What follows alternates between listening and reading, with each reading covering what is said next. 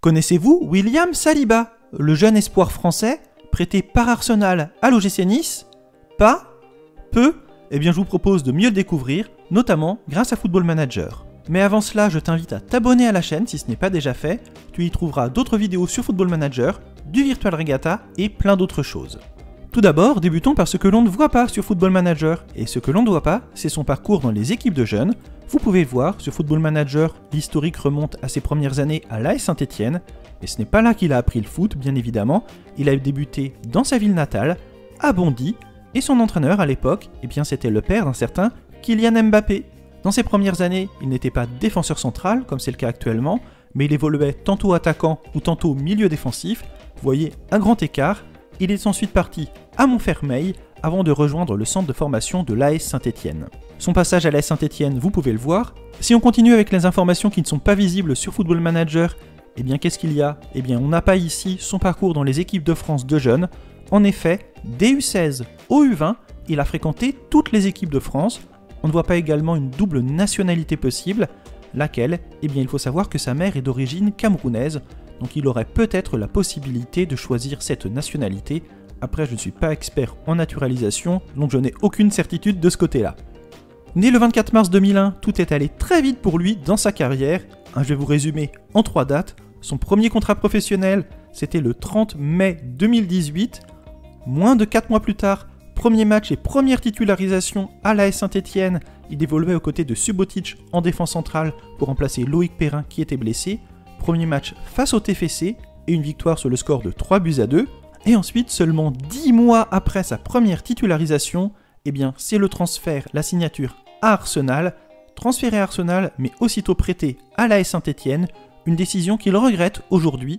En effet, comme il le disait dans une interview, je cite, « Je pense que quand tu signes dans un club, c'est mieux de partir. » Pourquoi? Eh bien dans son exemple, l'entraîneur qu'il avait recruté, c'était Unai Emery, mais lors de son arrivée chez les Gunners, Emery n'était plus le coach, c'était Mikel Arteta, et il n'entrait pas dans les plans d'Arteta. C'est donc la raison pour laquelle il a très peu joué avec Arsenal, et c'est la raison pour laquelle vous le trouvez prêté chez les Aiglons. Passons maintenant à son profil sur Football Manager. Vous voyez, une très belle fiche pour un joueur de 19 ans, joueur assez ambitieux, défenseur central qui peut dépanner au poste de latéral droit. Bon après il peut dépanner dans un poste plutôt défensif puisque vous voyez, offensivement, sa qualité de centre n'est actuellement que de 10. Au niveau de son physique, des notes très correctes, entre 12 et 15 pour un jeune de 19 ans, sachant qu'il va progresser, c'est très intéressant.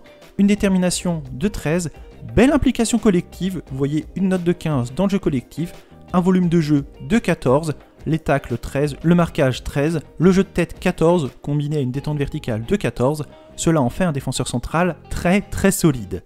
Mais bon, tout cela, vous pouviez le voir, passons maintenant à ce que l'on ne voit pas sur Football Manager, aux notes cachées qui nous permettront de découvrir sa personnalité profonde selon Football Manager. Alors pour cela, on les voit grâce à l'éditeur, c'est bon, on y est, et vous voyez un niveau actuel de 130, excellent niveau pour un joueur de 19 ans. Son potentiel par contre n'est que de 152. Un bon potentiel, mais personnellement je l'imaginais un peu mieux noté. On verra dans les prochaines saisons si Saliba est réévalué ou non, ce sera intéressant de le suivre par la suite. Allez, passons maintenant aux autres notes. Adaptabilité, une note de 10. Il est vrai que sa première adaptation à Arsenal n'a pas été forcément très évidente, donc une note moyenne, cela s'explique. Ambition 15, c'est sans doute un joueur qui va se donner les moyens de réussir. Et oui, vous le voyez, combiné au professionnalisme, 14. 14 de professionnalisme, 13 en détermination, 15 en ambition.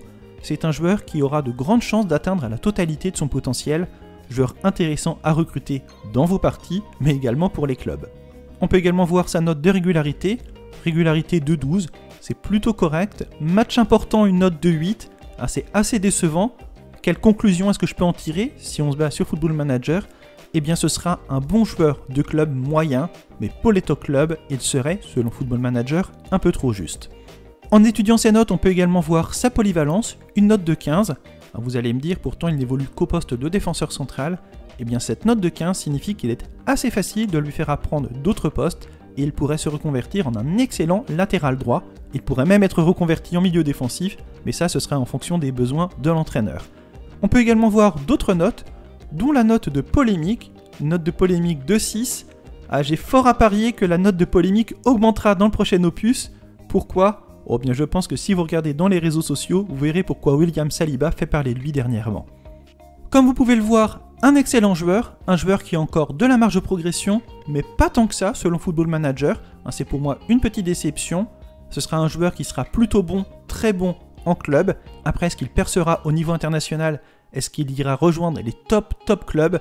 Eh bien ça, l'avenir nous le dira. Donnez-moi votre avis en commentaire, c'est toujours intéressant de vous lire.